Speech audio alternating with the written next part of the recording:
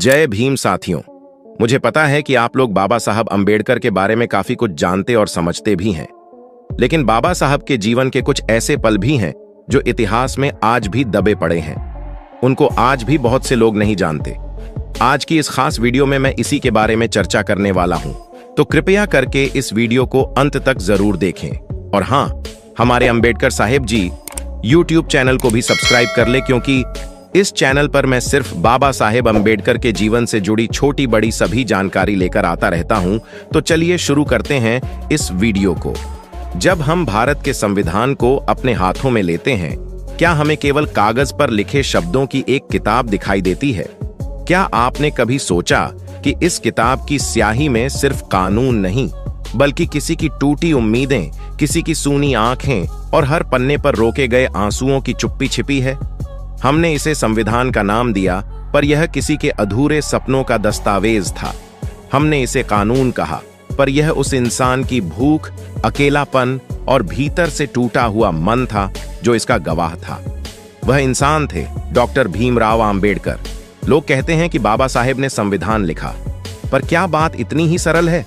नहीं। उन्होंने सिर्फ एक दस्तावेज नहीं रचा, उन्होंने एक सपना बुना। एक ऐसा सपना जो 40 करोड़ दबे कुचले, अपमानित, भूखे, बेघर और तिरस्कृत लोगों ने अपनी आंखों में संजोया था। एक ऐसा सपना जिसे देखने का हक भी उनसे छीन लिया गया था। बाबा साहेब अकेले थे।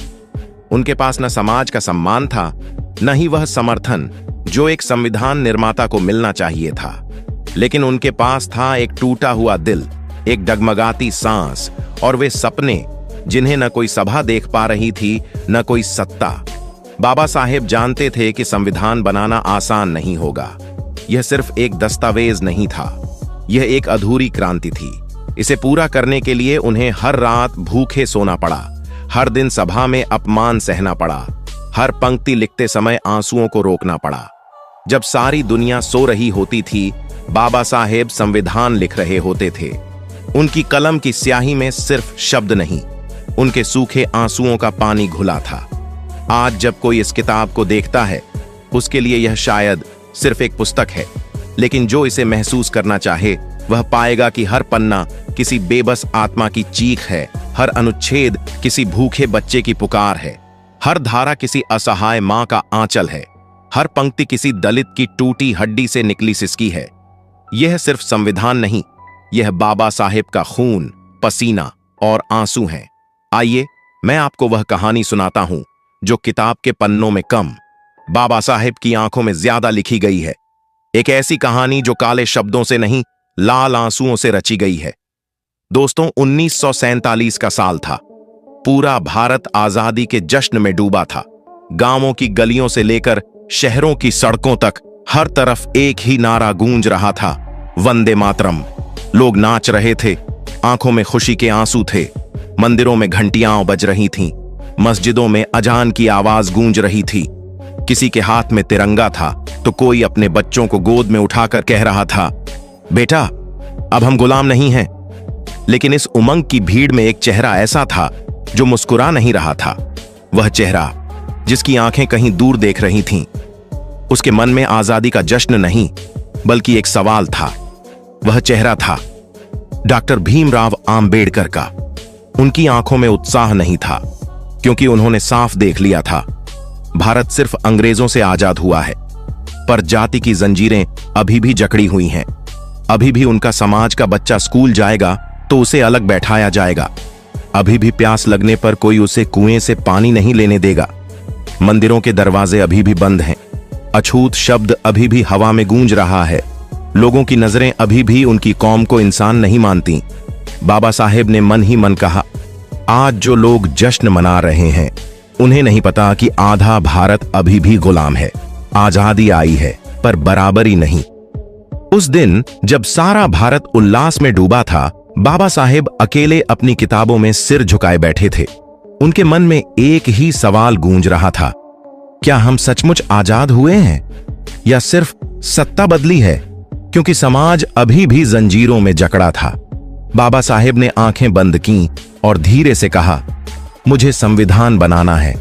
मुझे उन लोगों के लिए लड़ना है जिन्हें यह आजादी नहीं मिली। क्योंकि जब तक इंसान का मन नहीं बदलेगा कोई भी आजादी अधूरी रहेगी। आजादी के साथ ही एक ऐतिहासिक घोषणा हुई। भारत को अब अपना संविधान खुद लिखना था। संविधान सभा का गठन हुआ। देश के कोने कोने से चुने गए प्रतिनिधि दिल्ली पहुंचे। सभा भवन रोशनी से जगमगा रहा था। हर चेहरा उम्मीद से भरा था। हर नजर एक नए भारत का सपना देख रही थी। तभी सभा ने एक ऐतिहासिक फैसला लिया। संविधान निर्माण की जिम्मेदारी डॉक्टर भीमराव आंबेडकर को सौंपी जाएगी। लेकिन जैसे ही यह घोषणा हुई, सदन में सन्नाटा छा गया। चेहरों पर हैरानी, तिरस्कार और नफरत के भाव उभर आए। कानाफूसियां शुरू हो गईं। एक अछूत संविधान बनाएगा, इसे भारतीय संस्कृति का क्या पता? यह तो अंग्रेजी शिक्षा में पढ़ा है, यह भारत को क्या समझेगा? यह तो सिर्फ दलितों का संविधान बनाएगा। कोई ताना मारता, क्या संविधान भी अछूत के हाथ से लिखा जाएगा? बाबा साहेब चुप थे। उनके कानों में हर शब्द साफ सुनाई दे रहा था। हर ताना उनके दिल को चीर रहा था। लेकिन उनके चेहरे पर कोई शिकन नहीं थी। आंखें झुकी थीं, पर मन नहीं डगमगाया। जब उन्होंने सभा में पहली बार संविधान पर बोलना शुरू किया, कई लोगों ने मुंह फेर लिया। कुछ ने नजरें मिलाना भी जरूरी नहीं समझा। कुछ ने हंसी छिपाकर उंगलियां उठाईं। लेकिन बाबा साहेब ने सब सह लिया, क्योंकि वे जानते थे यह अपमान उनका नहीं, उन करोड़ों लोगों की जिम्मेदारी का है जो आज भी झूठन खा रहे हैं, जो आज भी बेड़ियों में जकड़े हैं। बाबा साहेब मन ही मन बोले, अगर मैं आज इस अपमान से हार गया तो मेरे समाज के सपने हमेशा के लिए मर जाएंगे। इसलिए मैं अपमान सहूंगा, पर संविधान बनाऊंगा। सभा में वे अकेले थे। बाहर से शांत, पर भीतर एक ज्वाला बन चुके थे। उसी दिन बाबा साहेब ने ठान लिया, अब मैं सिर्फ संविधान नहीं लिखूंगा, मैं एक सपना लिखूंगा। एक ऐसा सपना जिसमें भारत का हर गली, हर मजदूर, हर महिला, हर गरीब बराबरी से जी सके। 1947 और 1948 की सर्द रातें, जब पूरी दिल्ली गहरी नींद में डूबी होती थी, जब संसद भवन के दरवाजे बंद हो जाते थे, जब नेता, अधिकारी और सभा के सदस्य अपने घरों में गरम रजाइयों में सो रहे होते थे, तब एक दीपक की लौ टिमटिमा रही होती थी। एक छोटा सा कमरा, टेबल पर बिखरे कागज, दीपक के सामने झुका हुआ एक अकेला इंसान, डॉक्टर भीमराव आंबेडकर। वे संविधान लिख रहे थे, लेकिन यह सिर्फ संविधान नहीं था, यह उनकी रातों की भूख थी, उनके समाज का अपमान था और उनकी आत्मा से किया गया एक वादा था। रात के 2, 3, कभी 4 बज जाते, पर बाबा साहेब की कलम नहीं रुकती थी। आंखों में नींद नहीं, चेहरे पर चिंता की लकीरें थीं। मन में एक ही सवाल, क्या यह संविधान उन लोगों की तकदीर बदल पाएगा जो आज भी खेतों में देरी पहनकर काम कर रहे हैं? कभी कभी पूरी संविधान सभा बैठक में नहीं आती। बाबा साहेब अकेले खाली कुर्सियों के सामने बैठते। वह खाली कुर्सियां भी गवाही देती थीं। संघर्ष अकेले ही करना पड़ता है। कभी देर रात थककर बाबा साहेब कुर्सी पर ही सिर झुका लेते। न रजाई थी, न बिस्तर, सिर्फ टेबल और कागजों का ढेर। कभी भूख लगी तो पानी से पेट भर लिया। कभी आंसू आए तो पोंछने का भी वक्त नहीं मिला। कभी खुद से कहा, मुझे संविधान लिखना है, मुझे उम्मीद लिखनी है, मुझे एक सपना लिखना है जो मेरी कौम को इंसान बना सके। उनके लिए संविधान सिर्फ कागज नहीं था, यह उन दलितों की हड्डियों से निकली थी जो सदियों से दबे हुए थे। यह उन बच्चों का सपना था जिन्हें स्कूल में बैठने की जगह नहीं मिलती थी। यह उन माँओं की पुकार थी जो अपने बच्चों को अपमानित होते देखकर भी कुछ न कर पाती थीं। बाबा साहेब की कलम से निकला हर शब्द कानून से ज्यादा दर्द था। संविधान की हर पंक्ति उनके आंसुओं से भीगी थी। पर वे जानते थे, अगर मैं आज रुक गया तो मेरे जैसे करोड़ों लोग हमेशा के लिए झुक जाएंगे। इसलिए बाबा साहेब ने लिखना जारी रखा, चुपचाप, अकेले, अपमान और अभिमान के बीच खड़े होकर। जब संविधान का प्रारूप सभा में प्रस्तुत किया गया, पूरा सदन भरा हुआ था। नेता, अधिकारी, पत्रकार सब मौजूद थे। आज भारत के संविधान पर बहस होनी थी। बाबा साहेब अपनी जगह चुपचाप बैठे थे। उनके हाथों में वह दस्तावेज था जिसमें उनकी रातों की भूख, उनकी थकी आंखें और अपमान की सिली हुई चीखें थीं। तभी एक सदस्य खड़ा हुआ। सभागार में सन्नाटा छा गया। उसने उंगली उठाकर कहा, आंबेडकर, तुम्हें संविधान लिखने का हक किसने दिया? तुम्हें तो सिर्फ अपनी जाति की चिंता है। हमारी संस्कृति, हमारे धर्म को तुम क्या जानो? कोई बोला, एक अछूत हमारे भारत को कैसे बनाएगा? कोई हंसते हुए ताना मार रहा था, क्या तुम हमें कानून सिखाओगे? पूरा सभागार एक पल के लिए नहीं, बल्कि वर्षों से दबी नफरत को बाहर निकाल रहा था। ताने, उपहास और तिरस्कार की बौछार। बाबा साहेब की आंखें उठीं। उन्होंने देखा, ये वही लोग थे जिनके लिए उन्होंने संविधान लिखा। यही लोग नफरत भरी नजरों से उन्हें घूर रहे थे। उनकी आंखों में गहरा दर्द उतर आया, हाथ कांपने लगे। वे कुर्सी पर बैठे बैठे ही भीतर से बिखर गए, पर बाहर से शांत, एक पत्थर की तरह, एक बर्फ की तरह। आंसू नहीं निकले, क्योंकि आंसू तो बहुत पहले सूख चुके थे। फिर सभा की चुप्पी को तोड़ते हुए बाबा साहेब ने धीरे से कहा, मैंने इस संविधान में सिर्फ एक जाति, एक समाज का सपना नहीं भरा। मैंने इस देश के हर मजदूर, हर स्त्री, हर दलित, हर शोषित का सपना लिखा है। मैं नहीं चाहता कि कोई भी इंसान अपने ही देश में पराया महसूस करे। सभा फिर भी खामोश रही, लेकिन बाबा साहेब का मन खुद से कह रहा था, तुम मुझे गिरा नहीं सकते। मैं हार नहीं मानूंगा, मैं जीतूंगा नहीं, क्योंकि मेरा झुकना उन करोड़ों लोगों के सपनों का मर जाना होगा जिनकी आंखों में मैंने रोशनी देखी है। सभा में तानों की आवाज गूंज रही थी, पर बाबा साहेब ने सुनना बंद कर दिया। अब उनके कानों में सिर्फ एक ही आवाज थी, लिखना है। वह सपना लिखना है जिसे देखकर एक दिन यह सभा भी सिर झुकाएगी। संविधान निर्माण का समय था। संसद भवन की गलियों में सन्नाटा पसरा था। कुछ घंटे पहले सभा में लोग ताने और अपमान बरसा रहे थे। अब चारों ओर खामोशी थी। बाबा साहेब उन गलियों में धीरे धीरे टहल रहे थे। दीवारों पर लगी रोशनी भी मध्यम लग रही थी। उनके कदम लड़खड़ा रहे थे। चेहरे पर थकान साफ थी। न सिर्फ शरीर, उनकी आत्मा भी थक चुकी थी। कभी कभी वे दीवार के पास रुकते, हाथ दीवार पर रखकर गहरी सांस लेते और फिर आगे बढ़ जाते। फिर एक अंधेरे कोने में रुककर आंखें बंद करके खुद से बोले, बहुत हो गया, मैंने बहुत सह लिया। आज सभा में फिर वही तिरस्कार, वही अपमान। क्या मैं सचमुच इसके लायक हूं? क्या मैं इस संविधान को पूरा कर पाऊंगा? बाबा साहेब की आंखें भर आईं, हाथ कांपने लगे। उन्होंने एक पल के लिए आंखें बंद कीं। सामने मां का चेहरा आया, वह कुआं जिसके पानी से उन्हें भगा दिया गया था, वह मास्टर जो उन्हें दूर से पढ़ाता था, स्कूल के बच्चों की हंसी, उनकी मां के आंसू, सब एक साथ सामने आ गया। फिर बाबा साहेब ने खुद से कहा, क्या मैं इसके लिए ही जिया हूं? क्या इसके लिए मैंने इतना कुछ सहा? क्या इसके लिए मेरे समाज ने सदियों तक जहर पिया? अचानक उनके भीतर से एक क्रांति फूट पड़ी। बाबा साहेब ने आंसुओं को पोंछते हुए दीवार से पीठ टिकाकर कहा, नहीं, मैं हार नहीं मानूंगा, मैं रुकूंगा नहीं। मेरे पास सिर्फ संविधान बनाने की जिम्मेदारी नहीं, मेरे पास 40 करोड़ दबे कुचले लोगों के सपने हैं। अगर मैं आज हार गया तो मेरा समाज कभी नहीं जीत पाएगा। बाबा साहेब के भीतर फिर से आग जल उठी, चेहरे पर दृढ़ता आ गई। उन्होंने सिर उठाया और कहा, अब मैं संविधान नहीं लिखूंगा, मैं एक सपना लिखूंगा। एक ऐसा सपना जो भारत के हर गरीब, मजदूर, दलित और कमजोर की आंखों में रोशनी भर दे। चाहे इसके लिए मुझे 1000 अपमान और सहने पड़े, मैं लिखूंगा। संविधान नहीं, क्रांति लिखूंगा। 26 नवंबर 1949 का ऐतिहासिक दिन, जब भारतीय संविधान बनकर तैयार हो चुका था। संसद भवन रोशनी से जगमगा रहा था। हर चेहरा खुशी से चमक रहा था। नेताओं के चेहरे खिले हुए थे। तालियां गूंज रही थीं। कई आंखें गर्व से नम थीं। लेकिन इस भीड़ में एक चेहरा ऐसा था जिसकी मुस्कान के पीछे गहरा दर्द छिपा था। वह चेहरा था बाबा साहेब का। संसद भवन में तालियां बज रही थीं, खुशियां मनाई जा रही थीं, लेकिन बाबा साहेब शांत थे। उन्होंने संविधान की प्रतियां टेबल पर रखीं, धीरे से सिर झुकाया। पर उनके चेहरे पर वह संतोष नहीं था जो लोग उनसे उम्मीद कर रहे थे। क्यों?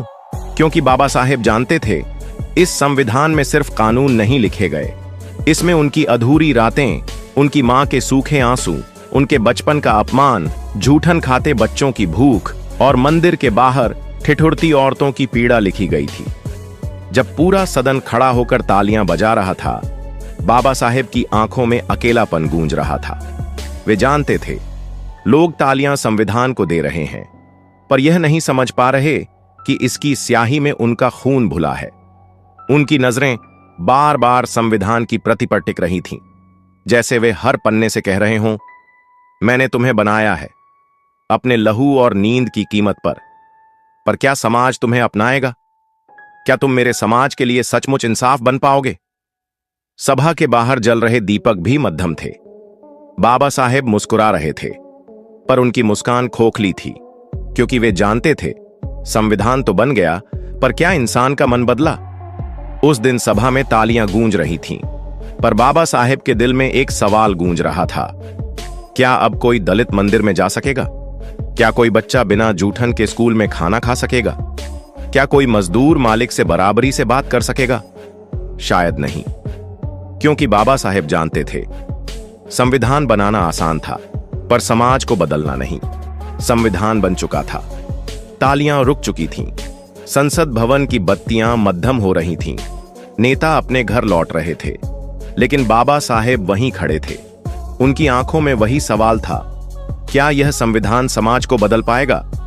26 जनवरी 1950 को संविधान सभा में बाबा साहेब ने अपनी अंतिम चेतावनी दी, एक ऐसी चेतावनी जिसे देश ने गंभीरता से नहीं लिया। वे बोले, हमने इस संविधान में हर वह सपना लिखा है जो वर्षों से भारत का गरीब, दलित, मजदूर और स्त्रियां देखते आए हैं। पर याद रखिए, अगर समाज नहीं बदला, अगर इंसान का मन नहीं बदला, अगर ऊंच नीच, जात पात, छुआछूत आपकी सोच में बनी रही, तो यह संविधान कितना भी अच्छा हो, कागज का ढेर बनकर रह जाएगा। उनकी आवाज भारी थी, क्योंकि वे जानते थे संविधान तो बन गया, पर जिस समाज के लिए बना वह इसे पूरी तरह अपनाने को तैयार नहीं है। उन्होंने आगे कहा, संविधान का असली इम्तिहान आज नहीं है, यह तब होगा जब एक दलित मंदिर में प्रवेश करेगा, जब एक स्त्री अपने अधिकार मांगेगी, जब एक मजदूर अपने हक की बात करेगा, तब इस संविधान की असली परीक्षा होगी। सभा चुप थी, शायद कुछ चेहरों को समझ आ रहा था, पर बहुतों के लिए यह चेतावनी सुनकर भी अनसुनी थी। बाबा साहेब की आंखों में उनके समाज का चेहरा था, उन बच्चों की भूख, उन माओं की बेबसी, उन बूढ़ों की टूटी कमर जो संविधान तक खींच लाई थी। बाबा साहेब धीरे से बोले, मैंने जो सपना देखा है उसे पूरा करना अब तुम सबका काम है, वरना यह किताब सिर्फ किताब बनकर रह जाएगी।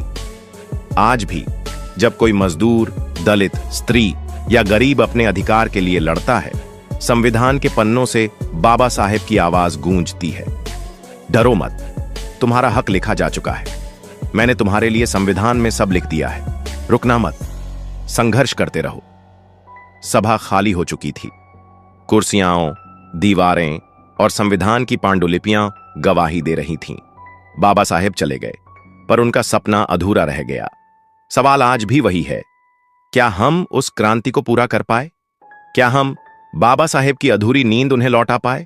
दोस्तों, अगर आपने इस कहानी को महसूस किया है, अगर बाबा साहेब का संघर्ष आपकी आत्मा तक पहुंचा है, अगर उनकी पीड़ा ने आपकी आंखें नम की हैं, तो रुकिए मत, थोड़ा और करीब आइए। यह मंच सिर्फ एक मंच नहीं, ये उन अधूरी कहानियों का घर है जो किताबों में कम, दिलों में ज्यादा धड़कती है। यह वह आवाज है जो बाबा साहेब के टूटे सपनों को पूरा करने का सपना देखती है। यह वह दीपक है जो अंधेरे में भी संविधान, समता और न्याय की लौ जलाए रखता है। अगर आप उस भीड़ का हिस्सा नहीं बनना चाहते जो बाबा साहेब की चेतावनी को अनसुना कर रही है, अगर आप उनके लिखे हर शब्द का अर्थ समझना चाहते हैं, तो जुड़िए हमसे। हम मिलकर उस क्रांति को पूरा करेंगे जो अधूरी रह गई थी। हम मिलकर उस सपने को सच करेंगे जिसे बाबा साहेब ने अपनी आंखों में देखा था। आज की वीडियो में बस इतना ही। यदि आपको हमारे द्वारा बनाया गया यह वीडियो पसंद आया हो और आप चाहते हैं कि हम आपके लिए रोजाना ऐसा ही वीडियो लाते रहें, तो आप हमें आर्थिक मदद कर सकते हैं। दिए गए QR कोड को स्कैन करके हमें आर्थिक मदद भेज सकते हैं, जिसकी हमें इस समय बहुत आवश्यकता है। बाबा साहेब पर बनाया गया हमारा ये वीडियो कैसा लगा, आप हमें कमेंट करके जरूर बताएं। दोस्तों, आज की वीडियो में बस इतना ही। इस चैनल पर मैं सिर्फ बाबा साहेब के जीवन से जुड़ी छोटी बड़ी सभी जानकारी लेकर आता रहता हूं। यदि आप बाबा साहब को पसंद करते हो और इनके बारे में और अधिक जानना चाहते हो, तो हमारे अंबेडकर साहेब जी YouTube चैनल को सब्सक्राइब कर लें। वीडियो को पूरा देखने के लिए धन्यवाद। उम्मीद करता हूं आपके विचार भी बाबा साहब की तरह अच्छे होंगे।